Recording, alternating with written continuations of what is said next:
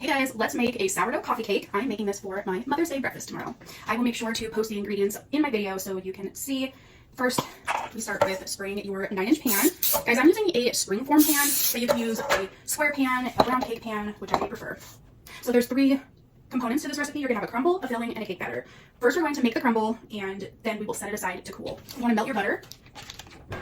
The recipe has the cup measurements, but it also has the grams if you prefer that. Some of the ingredients I'm going to be measuring by grams. So I will put the flour in first, 60 grams. Cinnamon. I personally don't think that you can have too much cinnamon in this recipe, but that's just my personal preference. And brown sugar. So you just mix this together, and then you're going to want to put it in the fridge to cool, because when we need it at the end, we will just break it apart and crumble it on top of the coffee cake. So this is the consistency. Okay, I'm going to stick this in the fridge. And now we're going to make our cinnamon sugar filling in the middle. 40 grams of flour. Brown sugar, you want 73 grams, or approximately a third of a cup. And again, your cinnamon, which the recipe calls for 2 teaspoons. Okay, and then we're just going to give this a mix and set it aside. The flour in this filling with the brown sugar and cinnamon is going to help prevent the filling from sinking down into that bottom layer, because you're going to have cake batter, this filling, and then more cake batter, and then the crumble topping. So the flour is supposed to help prevent it from sinking down to the bottom. Okay, and now we're doing the cake batter. So I've got a bigger bowl. And first you have to cream together the first couple ingredients, and it says just do it with a spatula. And it's a whole stick of softened butter, a cup of granulated sugar. And for the brown sugar, it's 110 grams, or approximately a half a cup. Okay, then just grab your spatula and start smushing it together for that creamed texture. I like to use the back of the spatula, and then you get this creamed texture. We've got 2 eggs. Let me wash my hands.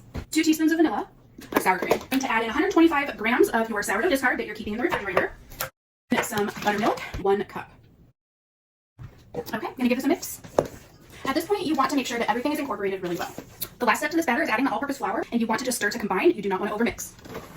And if I didn't already tell you, you want to make sure to have your oven preheated to 350 degrees. There will be some lumps, don't be afraid. This is the consistency. So what you're going to do is you're going to put half of the batter in your pan. That cinnamon sugar mixture that we made earlier, we want to go ahead and sprinkle that all over. That's what it's looking like so far. Then you're going to take the rest of the batter and pour that over the top.